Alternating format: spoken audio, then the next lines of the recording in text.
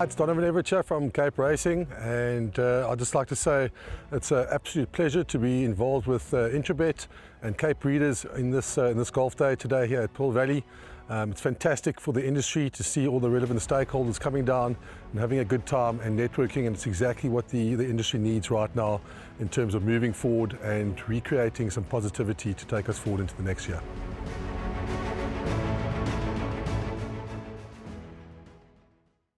Race 6 on the card is another feature, the Godolphin Barb Stakes, up the lane, 1100, Group 3 at 1440, 20-3, and at the time of recording, all 9 runners will face the starter.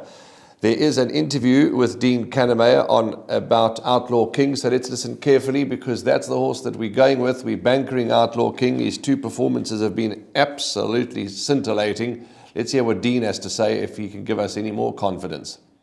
Yeah, I was very happy with the way he won first time out. You know, he's won twice at Kenilworth, which is a very stiff 1200, the undulating track. It's a hard 1200, and but he's won it well. How strong those races, I don't know. You know, he won first time in the maiden juvenile plate, and then he won the sales race, and he won it exceptionally well. He can't do more than that. So we brought him up here. We'll start him off in the 1100 meters. That's one of the question marks. You know, 1100 Scottsville. He's a little bit too quick for him. Keegan doesn't seem to think so. That's a question mark in the back of my mind, that 1100, but the horse is doing exceptionally well. Yeah, I agree with Keegan because Dean's obviously a little concerned about the 1100. It's got Hollywoodbets Scottsville. Keegan's not. I don't. It is a quick 1100, but it's also a testing 1100. Yeah, it is. I'm happy that Keegan doesn't believe he will be prejudiced by the step back in trip. I think that Dean is just being, possibly overly cautious. That's his style. He doesn't like to scream and shout from the rooftops.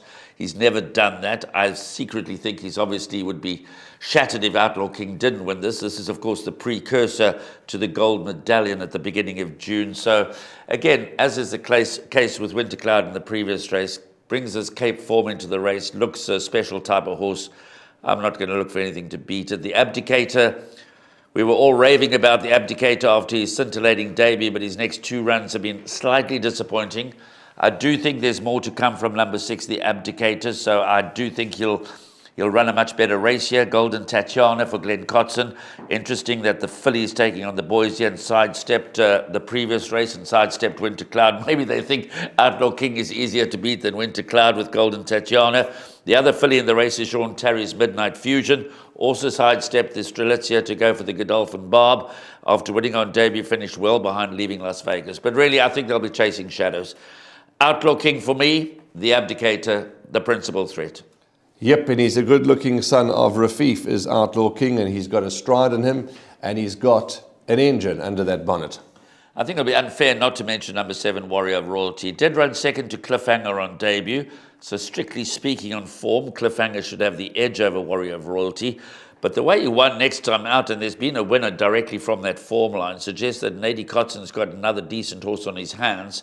And I suppose Warrior of Royalty does command respect as far as the exacta, trifecta and quartet places are concerned. But I think there won't be any to match Outlaw King on the day. Okay, that's it. Race 6. Let's go on and talk about race 7.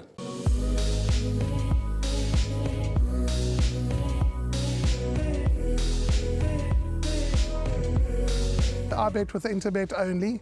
They're a fantastic site. I've never had any issues with them. They are very professional. There's never a problem. You deposit money, 2 seconds later it's in your account. You withdraw, which I do very occasionally, and I believe it's also 2 seconds it's in your account.